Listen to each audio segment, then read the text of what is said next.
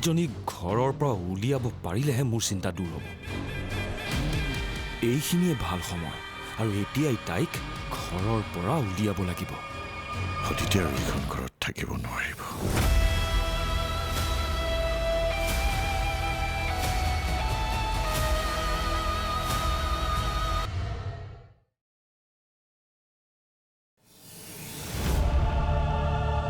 বাৰ লগত ইমান ডাঙৰ ঘটনা হৈছিল আৰু তুমি মোক কোৱা নাছিলা কিয় মা? ভাবিছিলো কথাবোৰ লুকুৱাই থলে সমস্যাবোৰৰ পৰা আঁতৰত থাকিব পাৰিম। এতিয়া ইহঁতে কথাবোৰ সহজভাৱে লৈছে জানো? ভগৱানেহে জানে। যদি সহজভাৱে নলয় তেতিয়াহ'লেতো বৰ ডাঙৰ কথাই হ'ব। দেউতাৰো এইবোৰ কথা ভাবি ভাবি একেবাৰে ভাঙি পৰিছে। তই কিন্তু দেউতাৰক এইবোৰ কথা সুধি আমনি নকৰিবি হা?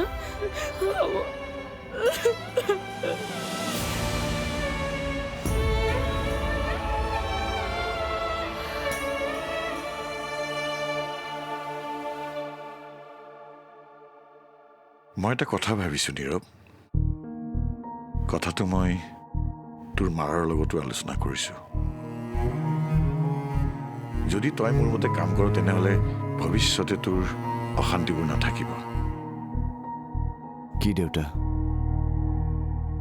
কথাবোৰ সদায় ঠাণ্ডা মগজুৰে ভাবিব লাগে, উপায় ওলাবই। মই সদায় তোৰ লগত আছো, তই চিন্তা নকৰিবি। তই অদিতিৰ লগত গোটেইটো জীৱন অশান্তিত পাৰ কৰিব নালাগে। তাইক ঘৰত থৈ আহগৈ। দুদিনমান যোৱাৰ পিছত বুজাবুজিৰ মাজেৰে ডিভোৰ্চৰ কথা পাতিবি। দেউতা? তোক সিহঁতে কৰিছে, গতিকে তই এনেকুৱা এটা সিদ্ধান্ত ল'লেও তোক কোনেও দুখিব নোৱাৰে। কেইদিনমান হয়তো তোৰ বেয়া লাগিব, মই বুজি পাওঁ। কিন্তু সময় যোৱাৰ লগে লগে দেখিবি সকলো ঠিক হৈ যাব। বহুতৰে জীৱনত এনেকুৱা ঘটনা ঘটে, কিন্তু সেইবোৰ মানুহ জানো সুখত থকা নাই? হা? কথাবোৰ মই সহজভাৱে ল'লেও ৰাজ বা তোৰ মাৰে সহজভাৱে নল'বও পাৰে। দ্বিতীয়তে মোৰ ল'ৰালৈ ছোৱালীৰ অভাৱ নহয়। ভাল ঘৰৰ ভাল ছোৱালী তোক মই গোটাই দিম। তই নিজেই ভাবচোন নীৰৱ, যিজনী ছোৱালীয়ে তোৰ লগত সংসাৰ কৰাৰ আৰম্ভণিতে এনেকুৱা এটা ফাঁকি দিলে, সেইজনী ছোৱালীক তই গোটেই জীৱন কেনেকৈ বিশ্বাস কৰিবি? ভাগ্য ভাল আমি কথাবোৰ আগতেই গম পালো। পিছত গম পোৱা হ'লে হয়তো আৰু বেছি বেয়া হ'লহেঁতেন।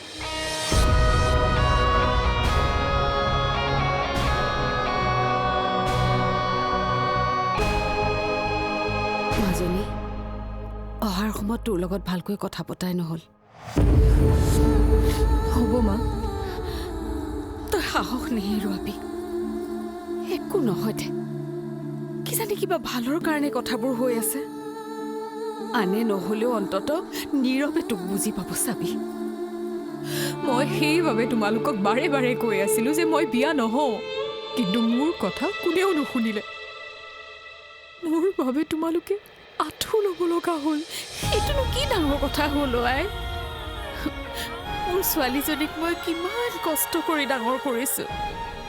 এতিয়াও তোৰ সুখৰ কাৰণে মই সকলো কৰিবলৈ সাজু।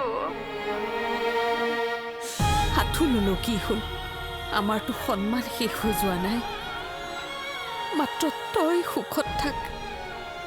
তোৰ মুখত অকণমান হাঁহি বিৰিঙিলে আমাৰো শান্তি হ'ব। নীৰৱে তোক পঠাই নিদিয়ে দে। সি তোক ভাল পায়। ভাল পোৱাজনী যদি বুজি নাপায় আন কোনে বুজি পাব? বহুত কষ্ট কৰিছা তোমালোকে মোৰ কাৰণে মা, আৰু কষ্ট কৰিব নালাগে। জীৱনটো এতিয়া যেনি বাট লৈ ল'ব। বহুত ভাবিলো আৰু নাভাবো। তই মাত্ৰ সকলোৰে লগত মিলিজুলি চলিবি কথাটো শুনাবই তই কিন্তু সৰু হৈ চলিবি এতিয়া নিজৰ জীৱনটো তই নিজেই আগবঢ়াই নিব লাগিব সত্যত থাকিলে এদিন তোক সকলোৱে বুজি পাবই কিবা থাকিলে মোক ফোন কৰিবি আমিনো আৰু সেইখন ঘৰলৈ ক'ত যাব পাৰিম সেইবোৰ কথা ভাবি তই দুখ কৰি নাথাকিবি সমস্যা যিমানেই ডাঙৰ নহওক কিয় তাৰ সমাধানৰো পথ থাকে হ'ব মা এতিয়া তুমি আৰু এইবোৰ ভাবি নাথাকিবা দেউতাকো চিন্তা কৰিবলৈ মানা কৰিবা এতিয়া ৰাখিছোঁ হ'ব ৰাখোতে তই ভালে থাক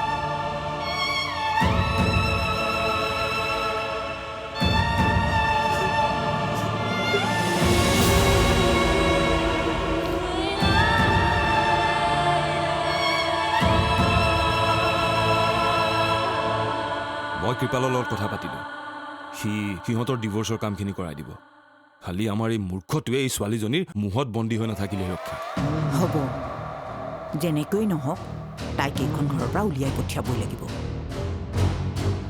নহ'লে চাবা কিন্তু মা মই কিন্তু এইখন ঘৰত আৰু ভৰি থ'বলৈ নাহোঁ যি সিদ্ধান্ত ল'বলগীয়া আছে আজি ৰাতিৰ ভিতৰতে লোৱা তই ইমান অধৈৰ্য নহবি মোৰ বিশ্বাস আছে নীৰৱে আমাৰ অমতত একো কামেই নকৰে ৰাতিটো পুৱাবলৈ দে সি কি কয় শুনোচোন ইয়াৰ পৰা গুচি গ'লেও কোনো দিনে আপোনাৰ সন্মান হানি হোৱাকৈ মই একো নকৰোঁ বুজাবুজিৰে আৰু এইবোৰ শেষ হওক আপোনাক হাত জোৰ কৰিছোঁ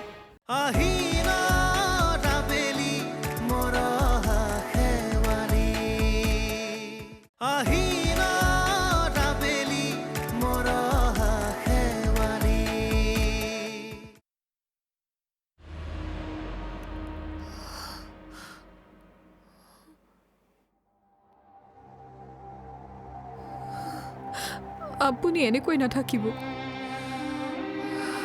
কিবা এটা সিদ্ধান্ত লওক আপুনি যি সিদ্ধান্ত লয় মই সহজেই মানি ল'ম কেৱল মোৰ কথা নাভাবিব মোৰ জীৱনটোত আৰু কি কৰিব পাৰি মই নিজেই ভাবিলোঁ এইখন ঘৰত মোক আৰু ৰাখিলে মা দেউতা দাদাই আপোনাক গোটেই জীৱনটোৰ কথা শুনাব মোৰ বাবে আপুনি জীৱনটোত অশান্তি পাই থকাটো মই নিবিচাৰোঁ মোৰ মা দেউতাই মই কষ্ট পাওঁ বুলিহে সকলোৰে আগত আঁঠু লৈছিলে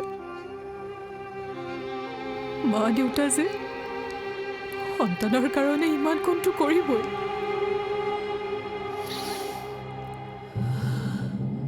আপুনি মোক ঘৰ যাবলৈ ক'লে মই গুচি যাম আপোনাক অশান্তি দিবলৈ মই আৰু কেতিয়াও ঘূৰি নাহোঁ সেয়া মই আপোনাক কথা দিছোঁ মোকো আৰু সেই অশান্তিবিলাকৰ পৰা মুক্তি লাগে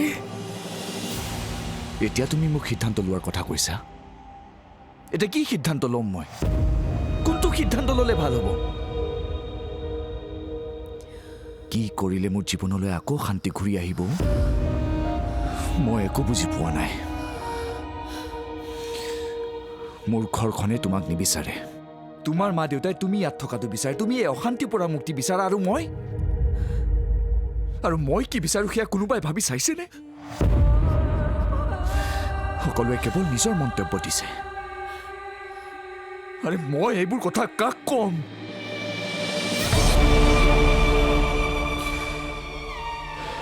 ভাবিছিলোঁ তোমাক বিয়া পাতিলে মোৰ জীৱনৰ শূন্যতা নাইকিয়া হ'ব কিন্তু এতিয়া মই এনেকুৱা এটা পৰ্যায় পাইছোঁ য'ত মই কেনেও খোজ দিব নোৱাৰোঁ মই আকৌ ভাবিছিলোঁ জীৱনৰ সকলো সুখ দুখ তোমাৰ লগতে ভগাই লওঁ কিন্তু তুমি মোক কথাবোৰ আগতে কিয় নকলা অদিতি বহুবাৰ ক'বলৈ চেষ্টা কৰিছিলোঁ বহুতবাৰ কিন্তু আপুনি ক'বলৈ নিদিলে।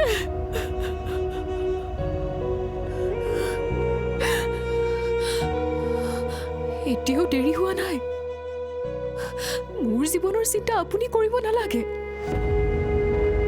জীৱনটো চলিব পৰাকৈ মই কিবা এটা পথ বাছি ল'ম। নহ'লে মোৰ বাবে আপুনি আনৰ ওচৰত মোৰ তল কৰি থাকিব লাগিব।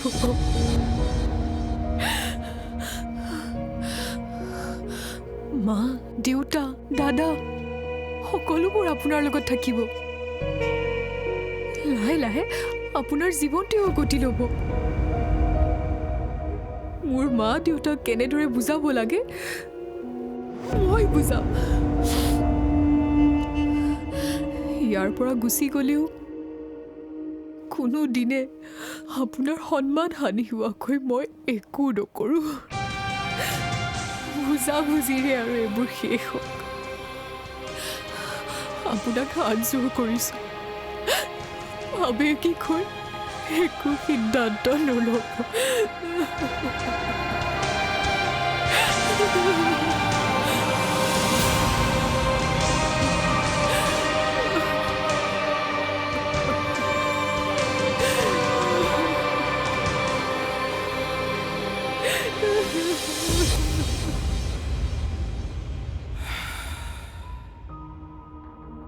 এইবোৰ থওক আৰু কিমাননো ভাবি থাকিব। ভাবি থাকিনো পাব কি? শুনক, মই অকণমান আগতে মাজনীৰ লগত কথা পাতিলোঁ। তাই ভালকৈয়ে কথা পাতিছে। নীৰৱেও তাইৰ লগত মাতবোল কৰিছে। মাক দেউতাকেও হেনো কথা পাতিছে। তাই আমাকহে চিন্তা কৰিবলৈ মানা কৰিছে। তাইৰ লগত কথা পাতি তাই দেখোন চিন্তা কৰা নাই যেনি লাগিছে।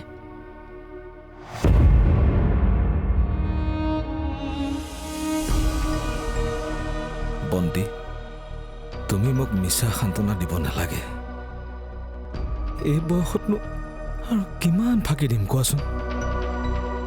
হ'ব দিয়া। উপায়তো নাই।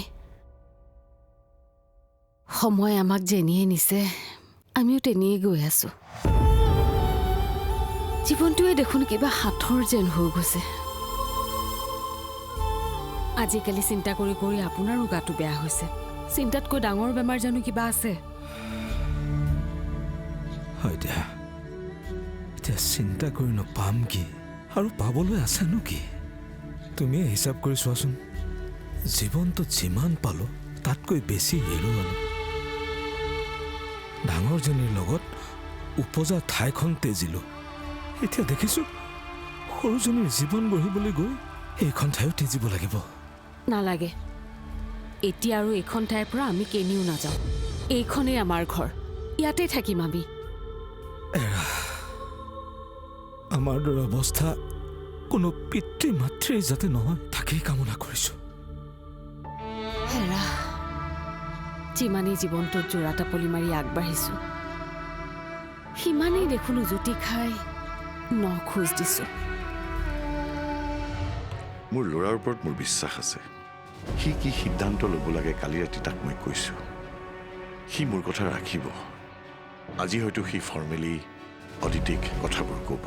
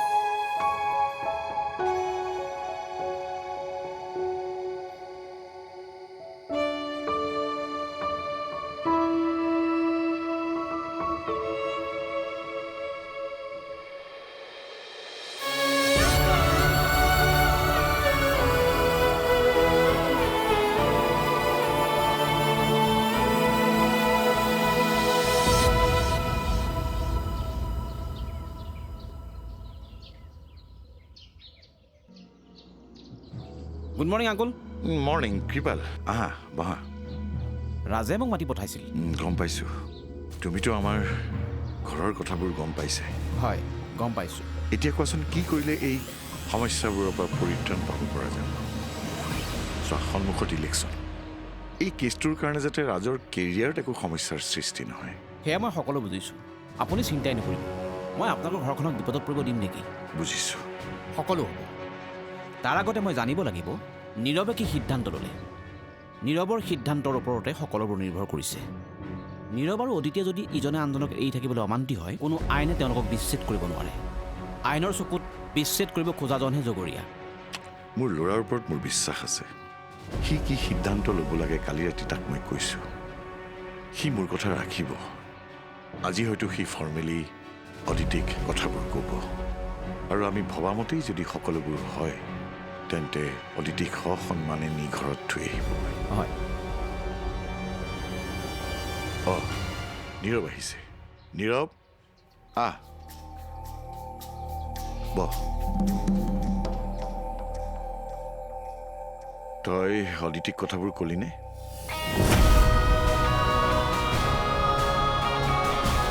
অদিতিক থ'বলৈ কেতিয়া যাবি?